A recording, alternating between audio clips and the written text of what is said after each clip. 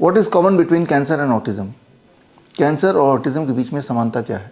समानता बहुत ही आश्चर्यजनक है। वो ये कि अगर कैंसर के पेशेंट को फीवर आ जाए तो उसका कैंसर ठीक होने लगता है, उसका ट्यूमर रिग्रेस होने लगता है, उसकी एनर्जी बढ़ने लगती है, उसकी वीकनेस घटने लगती है, एक्चुअली वो रिकवर होने लगता है।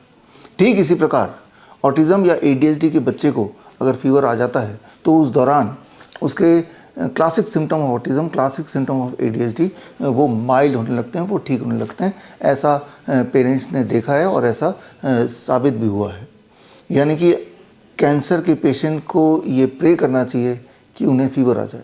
और ऐसा ही होता था 1900 से पहले, जब कैंसर के पेशेंट्स को फीवर दिलाने के लिए डॉक्टर्स अक्सर उन्हें मलेरिया के वार्ड में रख देते थे, इस उम्मीद से कि कैंसर के पेशेंट को मलेरिया हो जाएगा और मलेरिया से फीवर आएगा और कैंसर ठीक हो जाएगा। मलेरिया तो खैर छोटी बीमारी, वो तो ठीक कर ही देंगे। इनफैक्ट 1927 में जूलियस वैगनर को फीवर थेरेपी के ऊपर नोबेल प्राइज़ भी मिल चुका है। उन्होंने फीवर थेरेपी को यूज़ करके सिवियरली इल मेंटल इलनेस को ठीक किया, जिसकी वजह से नोबेल प्राइज़ मिला। तो ये एक खास कनेक्शन है, दो बीमारियां जो अलग अलग दिखने के बावजूद भी उनमें एक समानता है। इसका ठीक उल्टा कर लेते हैं। मान लो अगर फीवर को घटाने के लिए एक हेल्दी इंसान पैरासीटामोल लेता है तो क्या होता है, और अगर जब भी फीवर हो वो ये सोचता है कि मैं पैरासीटामोल से फीवर को कम कर दूंगा और ऐसा करता जाए तो क्या होगा, चांसेस है उसे कैंसर हो जाएगा। ठीक इसी प्रकार एक प्रेग्नेंट महिला अगर वो पैरासीटामोल लेगी तो क्या होगा, चांसेस है कि उसका बच्चा जो पैदा होगा वो ऑटिस्टिक बच्चा पैदा होगा। ये सारे एविडेंस बेस्ड बातें हैं जो मैं आपको बता रहा हूँ। तो आपने देखा कि अक्सर जैसा हमारी कॉमन धारणा है, जो कॉमन मिथ है कि फीवर आ गया पैरासीटामोल ले लो, यही हम सोचते हैं, जबकि इसका असर कितना ज़्यादा मैग्नीफाइड हो सकता है, कितना बुरा हो सकता है, इस बात पे किसी ने आपको कभी बताया नहीं।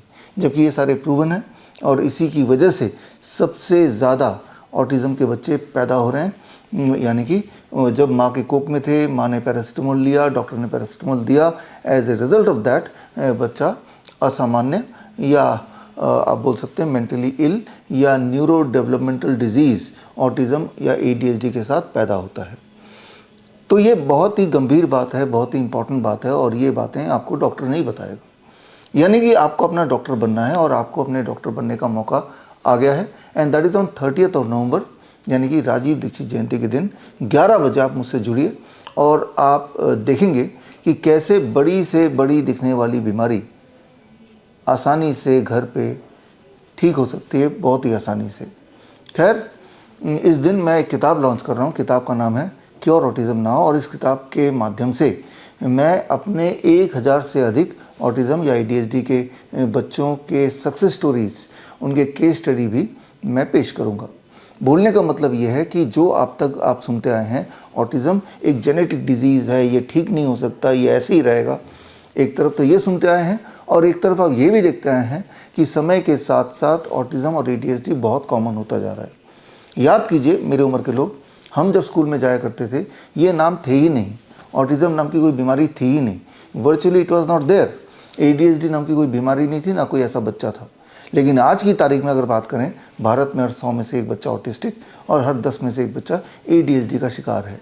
तो ये कैसे हो गया, ये जानना ज़रूरी है हर पेरेंट के लिए जो भी चाहते हैं कि आपके बच्चे को आगे कोई नुकसान ना हो, और उन पेरेंट्स के लिए भी या उन होने वाले पेरेंट्स के लिए भी एजुकेट होना ज़रूरी है, ताकि डॉक्टर्स के बहकावे में आके इस तरह की दवाइयाँ ना ले ले या अपने बच्चों को उस तरह की वैक्सीन्स ना दे दे जिससे अनजाने में वो अपने बच्चों को खतरे में डालें। तो खैर, 30 नवंबर 2025 को सुबह 11 बजे मुझसे जुड़ने के लिए आप कनेक्ट करें विद www.coronakal.tv में, और आप देखेंगे कि बड़ी से बड़ी दिखने वाली बीमारी आसान से आसान तरीके से घर बैठे ही कैसे ठीक हो सकती है। चाहे हम कैंसर की बात करें, चाहे हार्ट डिजीज़ की बात करें, किडनी फेलियर की बात करें, या मेजरली उस दिन हम बात करेंगे ऑटिज़म और ADHD की, because it is a silent pandemic now. ये एक साइलेंट पेंडेमिक है। आपको लगता है कि ऐसे बच्चे अगर इतने अधिक हैं तो इतने अधिक क्यों नहीं दिखते? वो इसलिए नहीं दिखते क्योंकि वो घर के 4 दीवारी में कैद रहते हैं, या फजूल के ऑक्यूपेशनल थेरेपी सेंटर्स में उनको पूरा दिन एक तरह से टॉर्चर किया जाता है। किस तरह से वो टॉर्चर होते हैं? क्योंकि वो अपनी बात ठीक से पेरेंट्स को बता भी नहीं पाएंगे, तो पेरेंट्स को भी लगता है कि occupational therapy, behaviour therapy, speech therapy किसी न किसी उम्मीद से हर महीने 25 से 50,000 रुपये खर्च करके उनको भेजते रहते हैं, इस सोच के साथ कि शायद कभी मेरा बच्चा ठीक हो जाएगा। लेकिन वो दिन कभी ना आता है ना आएगा, क्योंकि ये जो ऑक्यूपेशनल थेरेपी है, सो कॉल्ड स्पीच थेरेपी है, ये एक तरीका है इस तरह के बच्चों के बहाने ठीक करने के बहाने उनके पेरेंट्स को लूटने का। खैर, इस जाल से आप बच सकते हैं, इस जाल से आप उन पेरेंट्स को बचा सकते हैं जो इस जाल में फंसे हुए हैं। उसके लिए सिर्फ इतना करना है कि आप 30 नवंबर को मुझसे जुड़िए या फिर ऐसे पेरेंट्स को मुझसे जोड़िए। मिलते हैं 30 नवंबर राजीव दीक्षित जयंती के दिन 11 बजे संडे को। All the best, thank you, जय हिंद।